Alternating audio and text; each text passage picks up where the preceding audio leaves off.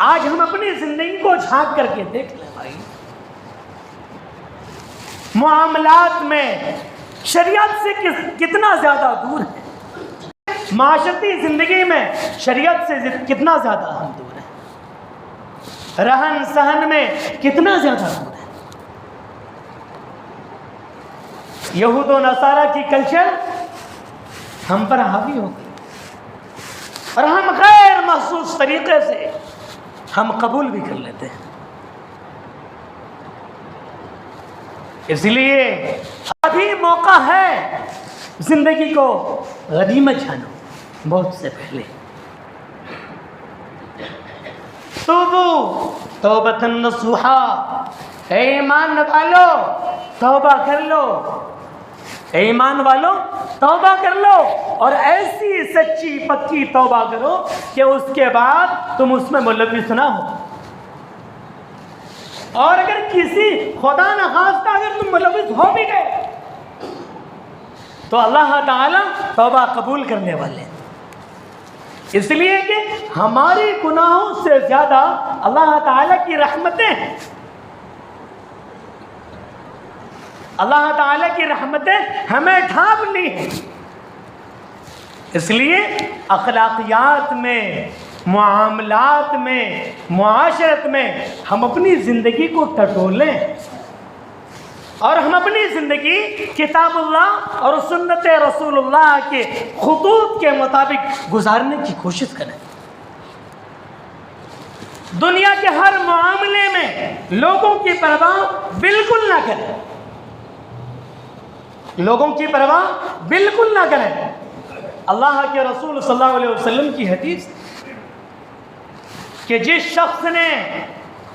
لوگوں کو خوش کرنے کے لیے اللہ تعالیٰ کو ناراض کیا، ہم لوگ کرتے ہیں شادی میں، بیاہ میں، معاملات میں، معاشرت میں، تجارت میں اور دوسری تقریبات میں، جس شخص نے اللہ تعالیٰ کو لوگوں کو خوش کرنے کے لیے ناراض کیا تو اللہ تعالیٰ تو پہلے سے ناراض ہیں ہم سے، لوگوں کو خوش کرنے کی وجہ سے۔ اب چونکہ اللہ تعالیٰ کے ہاتھ میں سارے لوگوں کا قلوب ہے تو ان کے دلوں کو بھی پھیر دیتے ہیں اور ان کے دلوں میں کیا کرتے ہیں؟ ناراضگی ڈال دیتے ہیں۔ اور جن لوگوں نے اللہ کو راضی کرنے کے لیے لوگوں کو ناراض کیا تو اللہ تعالیٰ کے ہاتھ میں پہلے سے سب کے قلوب ہیں، تو اللہ تعالیٰ تو پہلے سے ہم سے خوش ہے،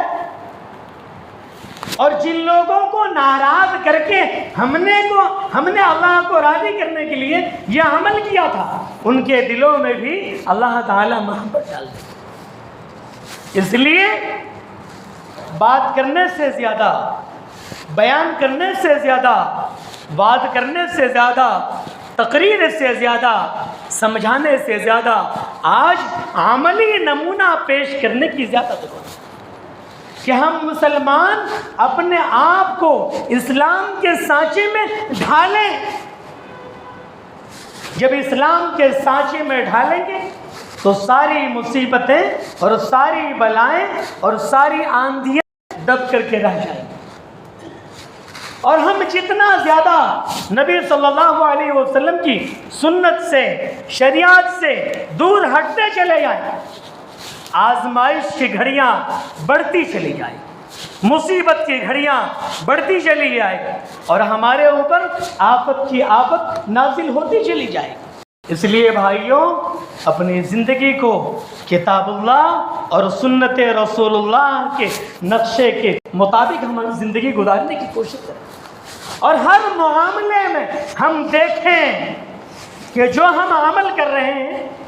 اس میں کتنا حصہ خلوص کا پایا جاتا ہے اور کتنا حصہ خلوص کا نہیں پایا جاتا ہے،